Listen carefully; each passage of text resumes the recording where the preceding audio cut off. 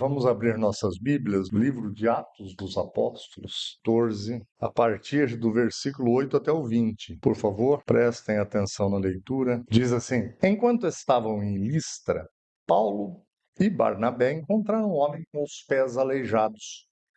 Sofria desse problema desde o nascimento e, portanto, nunca tinha andado.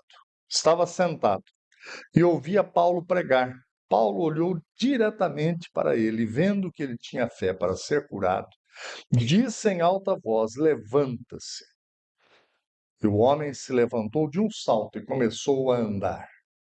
A multidão, vendo o que Paulo havia feito, gritou no dialeto local: Os deuses vieram até nós em forma de homens. Concluíram que Barnabé era o deus grego Zeus e Paulo o deus Hermes, pois era ele quem proclamava a mensagem. O sacerdote do templo de Zeus, que ficava na entrada da cidade, trouxe touros e coroas de flores até as portas da cidade, pois ele e a multidão queriam oferecer sacrifícios aos apóstolos. Quando Barnabé e Paulo ouviram o que estava acontecendo, rasgaram as roupas e correram para o meio do povo, gritando: Amigos, por que é que vocês estão fazendo isso? Somos homens como vocês, viemos lhes anunciar as boas novas, para que abandonem estas coisas sem valor e se voltem para o Deus vivo, que fez os céus e a terra, o mar e tudo o que neles há. No passado, ele permitiu que as nações seguissem os seus próprios caminhos, mas nunca as deixou sem evidências da sua existência e da sua bondade. Ele lhes concede chuvas e boas colheitas, e também alimento e um coração alegre. Apesar dessas palavras, Paulo e Barnabé tiveram dificuldade para impedir que o povo lhes oferecesse sacrifícios. Então, alguns judeus chegaram de Antioquia e Icônio e instigaram a multidão. Apedrejaram Paulo e o arrastaram para fora da cidade, pensando que ele estivesse morto. No entanto, quando os discípulos o rodearam, ele se levantou e entrou novamente na cidade. No dia seguinte, partiu com Barnabé para Derbe. Amém. Senhor, como somos necessitados na tua presença de ensinos e de sabedoria. É assim que nos colocamos diante do Senhor nesta hora, como necessitados. Fale aos nossos corações, nos ensina, meu Deus, tenha misericórdia de nós.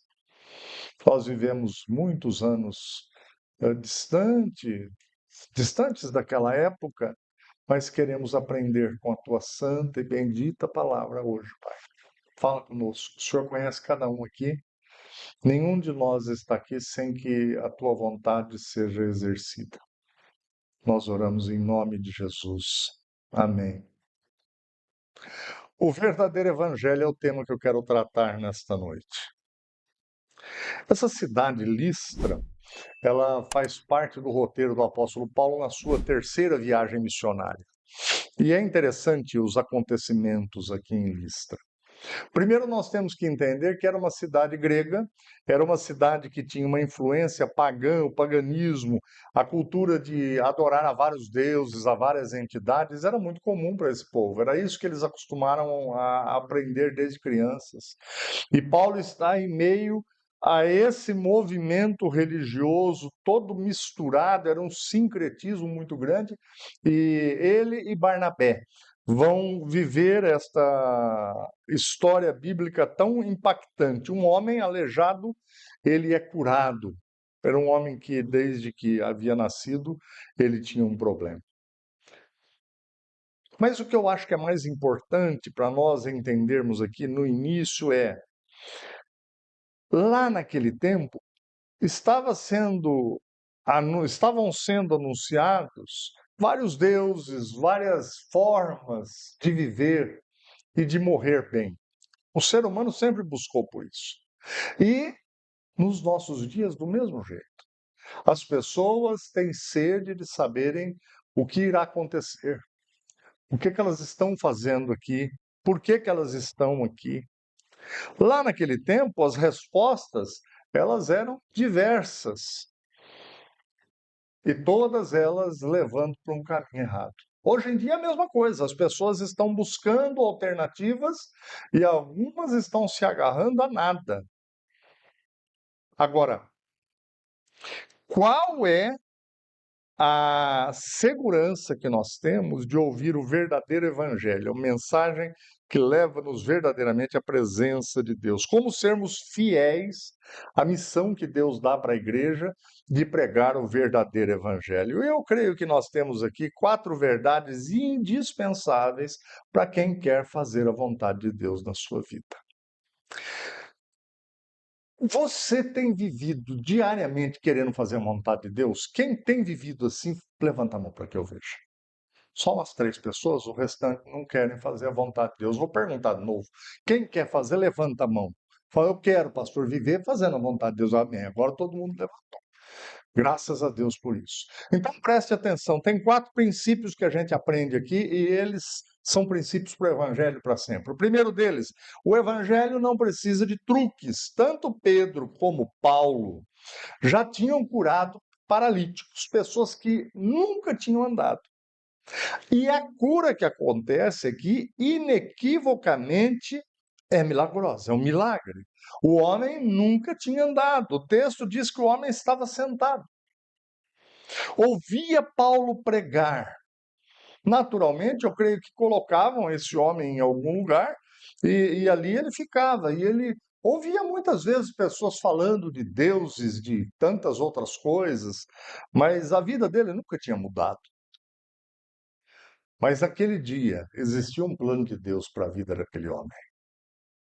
O apóstolo Paulo falando, e naturalmente ele deveria estar prestando atenção, que Paulo, o texto diz que olhou fixamente para os olhos daquele homem.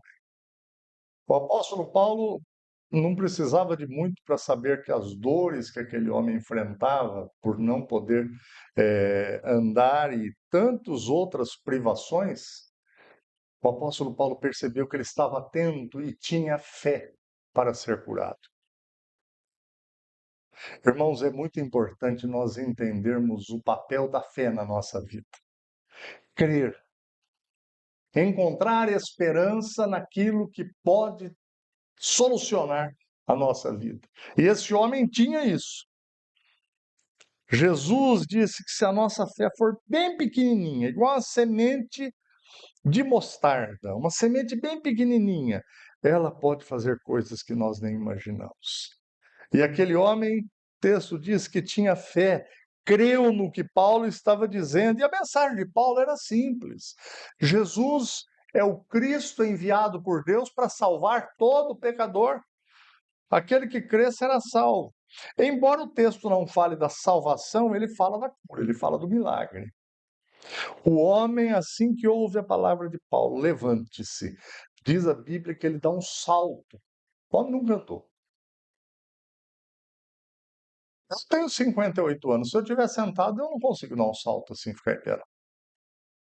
O homem nunca tinha andado, ele saltou e diz o texto que ele começou a andar. Eu imagino a alegria daquele homem. Algo que ele não podia fazer, nunca pôde fazer. Ele está curado. Isso é poder de Deus, irmãos. Deus tinha poder na criação, Deus tem o poder na antiguidade, nos pais da fé, Abraão, Isaac, Jacó. Deus tem poder no tempo de Jesus, Deus tem poder hoje. O poder de Deus realiza coisas inexplicáveis, são os milagres de Deus. Alguém pode pensar, mas pastor, hoje não acontece mais isso. Olha, eu sou um pastor que crê na ação milagrosa de Deus em qualquer momento. O verdadeiro evangelho não precisa de truques, de fórmulas, não precisa. Porque esse é um dos grandes enganos do povo, achando que a coisa é com a pastora ou é com o pastor. Não, vem de Deus o poder. Segundo princípio, milagres são sinais, não o centro do evangelho. Milagres são sinais que ocorrem durante a pregação do evangelho. São sinais, mas não é esse o foco do evangelho. O texto não afirma, como eu já disse, que esse homem foi salvo, afirma que ele foi curado de um problema que tinha desde o nascimento.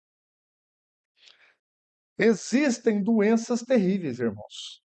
Como eu já disse, Deus pode curar qualquer uma delas. Talvez você já tenha visto ou já tenha ouvido, presenciado de pessoas sérias, curas de tudo quanto é tipo que a gente possa imaginar. Existem doenças que são terríveis. Agora, é, não é esse o alvo de Jesus Cristo e de Deus pelo Evangelho. O alvo de Cristo e de Deus pelo Evangelho é a salvação do pecador. Jesus veio e existe para salvar o pecador. Salvar do quê, pastor? Da morte eterna. O homem, quando desobedece a Deus lá no paraíso, a morte eterna começa a fazer parte da vida de todo ser humano. E esse ser humano está perdido, porque desde o momento em que você está morto, você não tem nem como reagir. É preciso de uma ressurreição, é preciso de uma nova vida, de um novo nascimento, assim como Jesus explicou para Nicodemos.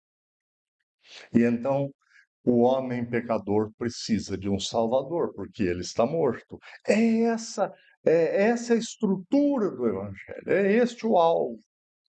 Jesus afirmou: não vim para chamar justos, mas sim os pecadores para que se arrependam.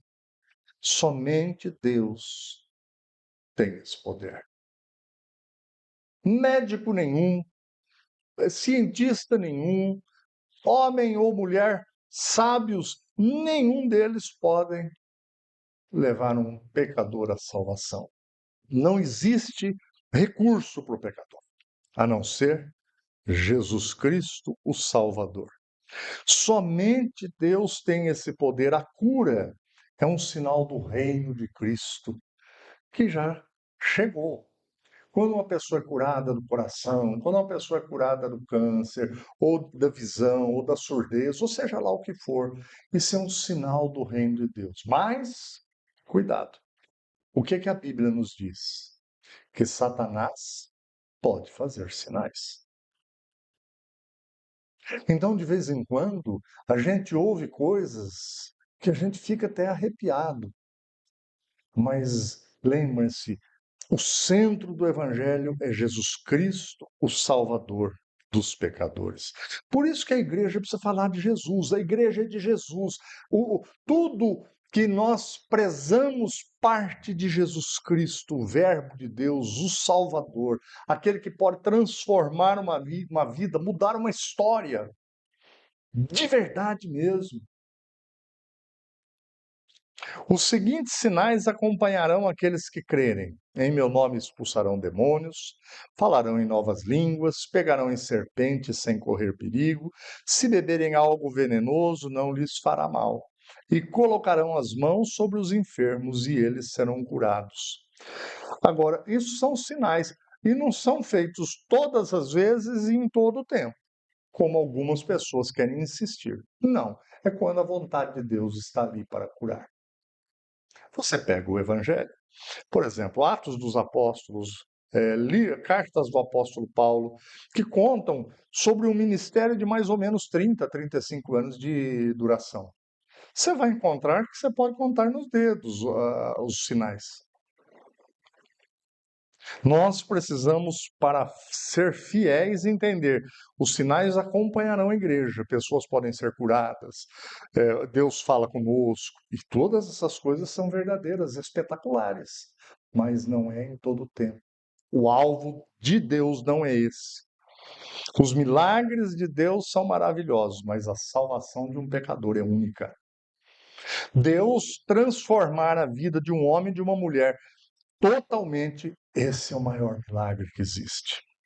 Terceiro princípio, a fama não significa aprovação divina. Uma pessoa ser famosa, seja cantando, seja pregando, não significa aprovação divina. Aos olhos do ser humano, tanto Paulo quanto o seu amigo Barnabé ficaram famosos lá na cidade de Listra. Eles começaram a achar que eram deuses. Logo, o sacerdote do templo de Zeus naturalmente quis puxar a brasa para sua sardinha e falou assim: são os deuses que desceram até nós, vamos oferecer-lhes sacrifícios. Já foi buscar animais e tudo mais. Claro, ele estava fazendo propaganda do templo dele e das coisas que ele acreditava. A vida dele era baseada naquilo ali. Concluíram que Barnabé era o deus grego Zeus e Paulo o deus Hermes, de seres humanos a deuses gregos. Eles tinham saído de Icônio antes de irem para Listra, e eles lá em Icônio tiveram que sair correndo, porque eles queriam apedrejá-los, por causa da mensagem do Evangelho. E agora chega em Listra, somos deuses. Se nós nos iludirmos, gente, com a fama na igreja, tanto pastor como membros, nós vamos pela direção errada. Não é para isso que o Evangelho existe. Agora, nós somos filhos e filhas de Deus que Deus chama para anunciar esse Evangelho da melhor maneira que a gente possa fazer. Júpiter e Mercúrio é o nome dos deuses que nós vamos encontrar na linguagem Almeida Revista e Atualizada. Nessa daqui, Zeus e Hermes. Mas é a mesma coisa. O que significa o seguinte: Paulo, como era aquele que pregava, foi tido como o mensageiro de Mercúrio. O Barnabé era o Deus maiorzão lá. E o Paulo era o correspondente, era o que entregava a mensagem. Gente, o evangelho nunca busca aplausos. Nunca busca aplausos. Ninguém tem que falar que o pastor de vocês é bom. Ninguém tem que falar, oh, se a igreja presbiteriana da graça é a melhor, ou essa ou aquela igreja. Nossa, eles cantam, eles fazem. Isso tudo pode ser bom. Um pastor bem preparado, uma igreja que se prepara bem, que é ativa, que participa, isso é desejável mesmo. Mas nós não precisamos desejar a fama. A fama é algo que, dependendo do momento que ela chega na nossa vida, se nós não soubermos lidar com isso, ela pode nos prejudicar. Portanto, se você cristão, membro da igreja aqui, busca fama, pode ser na sua vida, na sua carreira. Eu não estou dizendo ser bem-sucedido. Fama, você corre um sério perigo. Jamais o evangelho precisa desse tipo de ajuda. Às vezes eu ouço falar assim, ó, eu fico feliz quando eu vejo um artista, alguém conhecido, convertido. Olha, fulano aceitou Jesus Cristo. Se isto for verdadeiro, o que pensam? Mas não pensem que agora vai. Agora sim, porque agora com essa pessoa na igreja, não, gente. É um pecador salvo, um miserável, que foi tirado do inferno, é motivo de festa, de alegria, mas a igreja, o evangelho, não precisa disso para sobreviver. Isso ainda é usado por pessoas que enganavam, foi usado por pessoas que enganavam a Deus. No início da igreja, surgiu um diácono que ele foi pregando o evangelho e muitas pessoas foram sendo salvas e muitos sinais foram acontecendo, diz a palavra de Deus. O nome dele era Filipe. E ele então chega num determinado lugar de Samaria e ele está pregando. E ali muitas pessoas, diz o texto, que se converteram. E um deles, um tal de Simão, chegou nele e falou assim: Olha, é, eu queria que vocês pudessem pôr a mão na minha cabeça e me dar o poder de orar pelas pessoas para que elas tenham o Espírito Santo. Eu vou pagar bem por isso. Porque aquele homem era um enganador em Samaria a vida toda. Ele vivia como um mágico, ele fazia alguns sinais e as pessoas se iludiam. E Pedro fala para ele: escuta, rapaz, você não tem parte nesse ministério. Você está vivendo em amargura. Arrependa-se do que você está fazendo. Mas eu tenho visto ao longo dos tempos pessoas fazendo a mesma coisa no Evangelho. Pessoas que estão dentro do Evangelho, pregando, falando e fazendo sinais que não tem nada a ver com o reino de Deus. O Evangelho é a manifestação da verdade, não necessita de nada mais, não precisa sair fogo aqui da frente, nada, nada, nada. Deus é todo cheio de glória e de poder. Ele age, a maior grandiosidade de Deus ocorre dentro do coração do ser humano. É de dentro para fora. O evangelho precisa só da aprovação de Deus, gente. Paulo e Barnabé sabiam que os ouvintes deles estavam acostumados com enganos, eles foram enganados a vida toda. Eles se apegaram a crendices, eles se apegaram a rituais, a coisas assim que tinham que ser vistas, manuseadas. Disseram que os deuses de Listras, Paulo e Barnabé falaram: olha, na verdade nós viemos aqui para tirar vocês do engano daquilo que vocês acreditam que é certo e é tudo errado. São coisas vãs as coisas que vocês acreditam. Nós vemos anunciando o Deus verdadeiro, o Criador de todas as coisas, mantenedor de todas as coisas. Manifestaram apenas a verdade. Há somente um Deus que provê todas as coisas e que perdoa. Ele tem sido paciente com as nações. A fama não quer dizer nada para Jesus. Embora ela possa até ocorrer, o conhecimento diante de todas as pessoas. Em último lugar, o princípio de que Deus não desperdiça uma lágrima ou um ai daqueles que servem a Ele. A manifestação da verdade de Deus às vezes ocorre em meio à tristeza, em meio a lágrimas e à dor. Vejam, o apóstolo Paulo e Barnabé, eles estão fazendo bem naquela cidade. Estão tirando a mentira e expondo a verdade.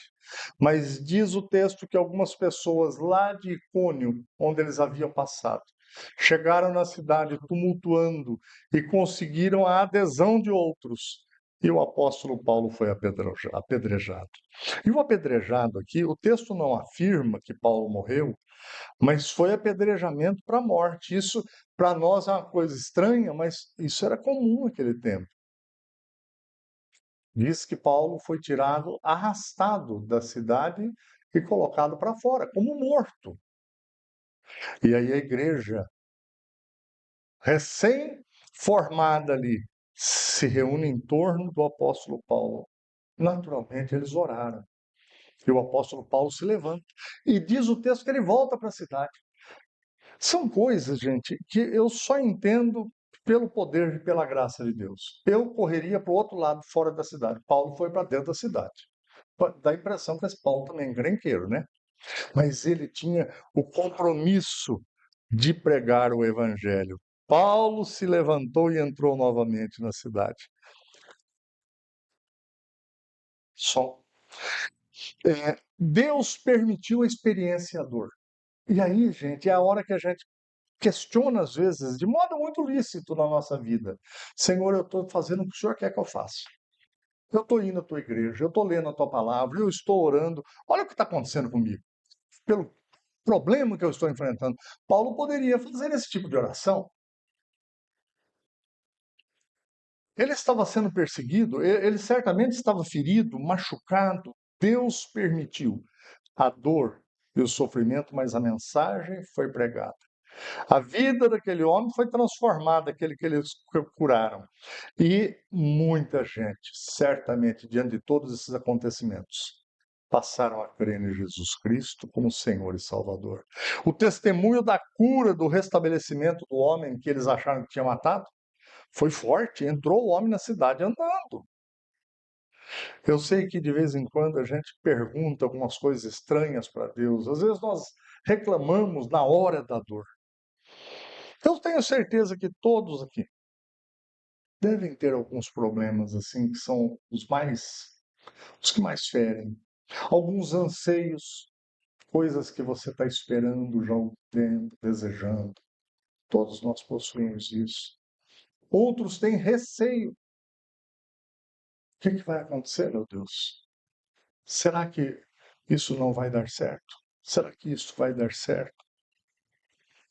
Pode ter certeza de uma coisa: se você crê em Jesus como Senhor e Salvador da tua vida, se você tem em Deus a tua esperança, não tenha dúvidas que Deus não desperdiça a sua dor e nem as suas lágrimas. A providência de Deus está próxima daqueles que verdadeiramente creem, são sinceros e buscam a Deus. Deus usa o nosso entorno, gente. Família, casamento, filhos, trabalhos, amigos, estranhos, dia após dia, inclusive nossas dores e lágrimas. O que fazer? Seja fiel, mesmo que ninguém veja. Não é para você ficar famoso, não é para você ficar conhecido ou conhecida, mas se você for fiel a Deus, sincero e sincera a Deus, Ele já está tratando de você, Ele já está tratando da tua vida. Finalmente, esse texto nos encoraja a vivermos o verdadeiro evangelho, sem truques, vendo os sinais acontecendo, O reino de Deus está sendo implantado, sem fama, com lágrimas e ais, mas com o Deus que prometeu-nos cumprindo. Eis que eu estarei com vocês todos os dias, até a consumação dos séculos. Não existe nada melhor do que ter Deus fazendo parte da nossa vida. Mas não se iludam. Nós temos que andar na cartilha bíblica do verdadeiro Evangelho, sem modismos. Esse Evangelho não muda e nunca mudará. Feche teus olhos, vamos orar. Pai, nós às vezes nos enganamos nas lutas que temos na vida, que elas são as coisas principais que acontecem perto da gente. Às vezes, diante do sofrimento e da dor, nós imaginamos que aquilo é a coisa mais importante que está acontecendo ao nosso redor. Às vezes, diante das lutas diárias, somos enganados pelas lutas e nos esquecemos que existe um processo e existe um propósito do Senhor na nossa vida. Nenhum de nós aqui, nenhum daqueles que creem no Senhor, estão sendo colocados por brincadeiras do Deus Criador de todas as coisas diante de situações difíceis. Ah, meu Deus, ensina-nos a viver com toda a nossa expectativa colocada nas tuas mãos. Meu Deus, eu peço ao Senhor nesta noite que todos os sonhos dos meus irmãos e irmãs aqui, aqueles que estão participando deste momento, às vezes bem longe de onde estamos, eu peço ao Senhor que estas vidas elas sejam agora acolhidas pelo Senhor de um jeito muito especial, para que possamos crer e entender que o Senhor realmente providencia todas as coisas segundo a tua vontade, segundo o teu querer. Existe um propósito maior do que apenas as nossas vidas, do que apenas o que nós fazemos, do que apenas essa passageira e rápida permanência nossa aqui nesse mundo. Abençoa o teu povo, a tua igreja, para que nós possamos, de segunda a segunda, viver o Evangelho puro e simples, porque dele emana todo o poder para a salvação. Haverá um tempo em que o Senhor nos buscará, nos resgatará para novos céus e nova terra. Meu Deus, conforta corações nesta hora. Coloque as coisas no lugar certo nesta hora. Ajuda-nos a termos a visão do reino de Deus, a partir de hoje, em tudo que fazemos, para que a nossa vida seja composta de vitórias e de momentos de alegria. Sustenta, abençoa o teu povo, que leva este verdadeiro evangelho a sério, com simplicidade, com toda a verdade. Nós oramos, meu Deus, em nome de Jesus. Amém.